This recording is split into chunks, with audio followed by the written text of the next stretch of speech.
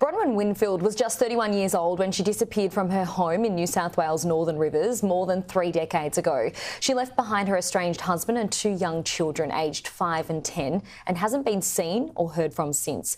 The journalist behind the teacher's pet investigation, Hedley Thomas, has now revealed he'll focus on Bronwyn's cold case in his latest podcast for The Australian. He spent the past 6 years collating information about her disappearance, which still remains a mystery. Joining me now is The Australian's national chief correspondent, Hedley Thomas. Hedley, lovely to see you. Thank you for your time today. To begin this morning, can you give us a bit of an overview of the case and what you've learnt about it in your investigations? Yeah, thanks, Holly, and good morning. As you said, Bronwyn Winfield was just 31. She lived in Lennox Head and she'd moved there with her husband, John Winfield. She had been living in Sydney, where she had a strong network of family and friends. And when she went to Lennox, which is just south of Byron Bay, she quickly started making friends. But her marriage was in a lot of trouble. Bronwyn was deeply unhappy. There were strains that were evident to friends and family members. Bronwyn had even disclosed that there was some domestic violence in the relationship. Now, we know that they had separated. Bronwyn and John had been living apart for about 7 weeks. And when John went to Sydney to do some work building a house for a friend, Bronwyn went back into the family home. Unusually, Bronwyn was the one who had left the home with her girls. John had a very strong attachment to the family home. But when it was empty, when John went to Sydney to work for a while, Bronwyn decided that rather than paying rent in a small townhouse in the township of Lennox, she would go back into her own home with her daughters. That then led to John flying up out of the blue, arriving on a Sunday evening at the house. And he said he went to the home. The witnesses saw him go to the home. He went inside. Bronwyn had been putting her daughters, getting them ready for school. She'd fed them. They were going to school the following day on the Monday. They went to bed, and then she and John had words. Bronwyn then, according to John, got into a car that drew up outside and disappeared. Bronwyn's family and police believe that Bronwyn was probably murdered in the house. Of course, John has never been charged. He's never been prosecuted. He says he had absolutely nothing to do with foul play, but he was the last person to see Bronwyn alive, and that was 31 years ago. Wow. What do you think about the initial police investigation into this disappearance, and I guess the efforts afterwards as well to find answers? Were there failures in your eyes here?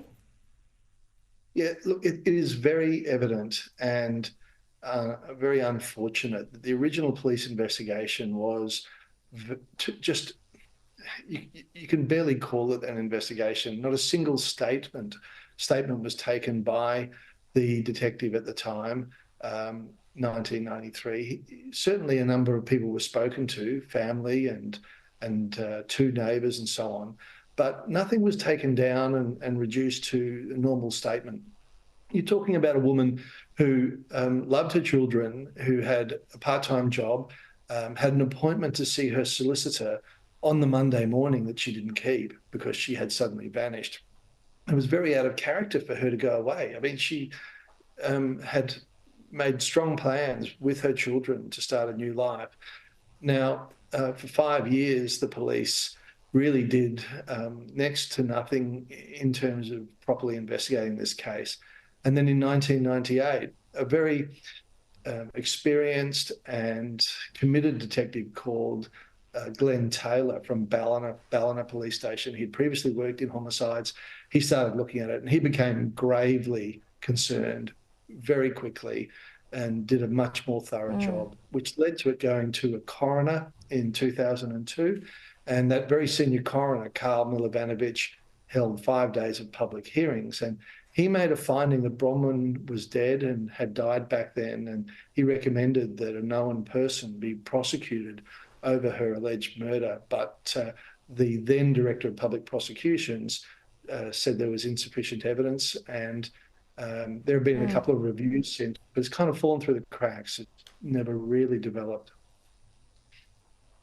I mean, we do have to wrap things up, but this case is eerily similar to your global podcast, The Teacher's Pet. I mean, that investigated, of course, the disappearance of Lynette Sims and contributed to her husband Chris Dawson's conviction.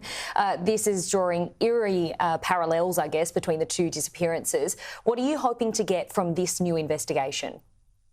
Well, I hope that we will find, and I'm sure we will have more people coming forward, I know we do, with information that helps us understand what might have happened. You know, if John has been wrongly accused and wrongly suspected by police and the coroner over a number of years, then we might find answers that exonerate him. Alternatively, we might find evidence that causes people in the office of the DPP to say, we need to properly review this case again with fresh eyes.